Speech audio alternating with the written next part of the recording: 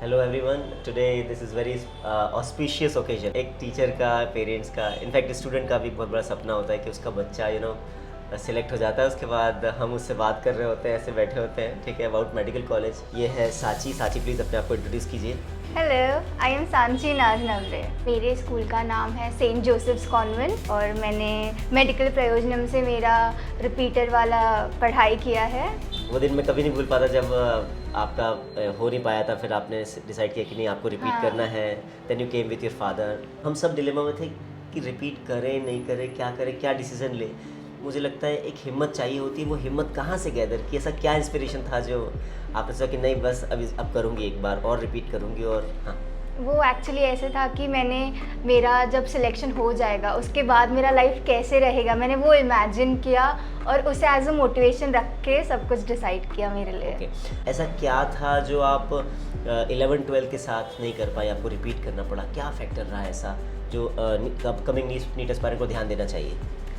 मेरा actually physics काफ़ी week था और हमारे जो सर थे वो भी काफ़ी अच्छे थे वो, पर वो ज़्यादा ध्यान नहीं देते थे। तो उस वजह से वो एक फ़ोबिया सा बैठ गया था मन में कि फ़िज़िक्स नहीं जमता है।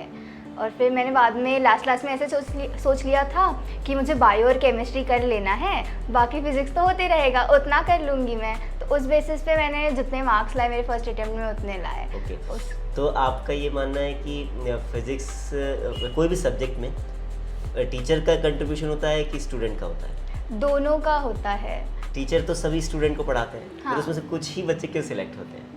वो स्टूडेंट पे भी डिपेंड करता है, वो कितना फोकस रखता है, वो कितना समझ सकता है Okay. और खुद का इनपुट कितना है वो भी बहुत मैटर करता है। नीट का वो दिन कैसा रहा, मॉर्निंग टिल इवनिंग?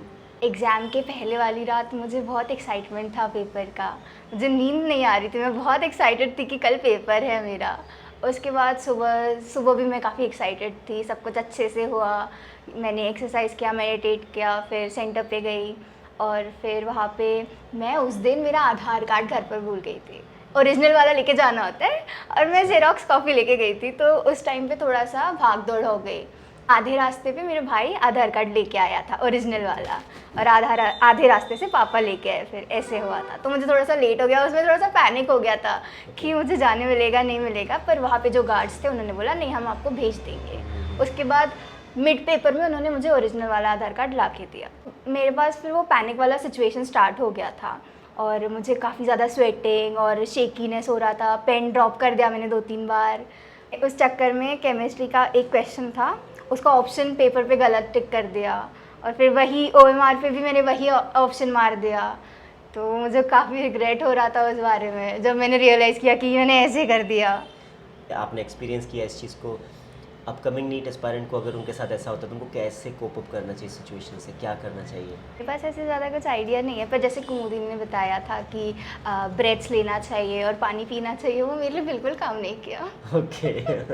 ठीक है। मुझे लगता है मैदान जंग में अपनी एक ओन स्ट्रैटेजी होती है। मेडिकल प्रेजरम के साथ आपका सफ़र कैसा रहा? एक्चुअली ये मेरे लाइफ का सबसे बेस्ट सफ़र था क्योंकि इतने अच्छे टीचर्स, काफ़ी फ्रेंडली नेचर और सब कुछ अच्छे से मैनेज हो गया मेरे साथ। और जैसे आप लोग हेल्प करते थे हमेशा, तो मुझे काफ़ी अच्छा लगा यहाँ पे।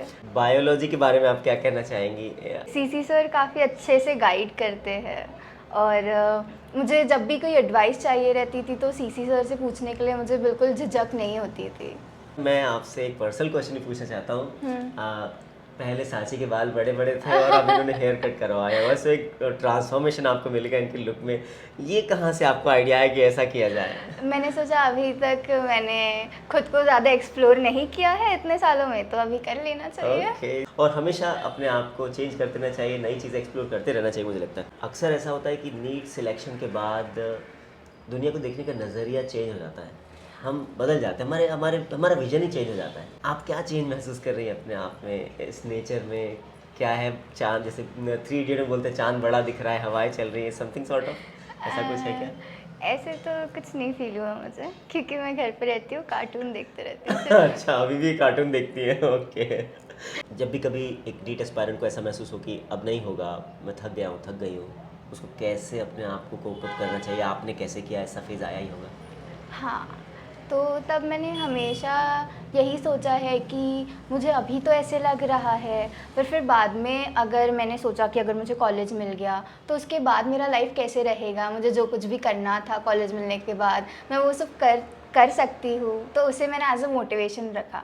और जब मुझे लो फील होता था कि यार मुझे पेपर में अच्छे मार्क्स नहीं मिले, ऐसे हो गया वैसे हो गया, टेस्ट क्लियर नहीं हुआ, तो मैं खुद को ट्रीट देती थी और फिर बढ़िया सी नींद लेके फिर से स्टार्ट करो। ओके, सपोज अगर एज्यूम कीजिए कि आपका सिलेक्शन नहीं हुआ होता, ठीक है, तो आप क्या कर रही होती? ये वर्ड नीट कैसा लगता आपको? तब तो मैंने फिर जो जिससे भी नीट करना रहता था मैंने सबको सजेस्ट किया था नीट मत करो, बाकी कुछ भी कर लेना।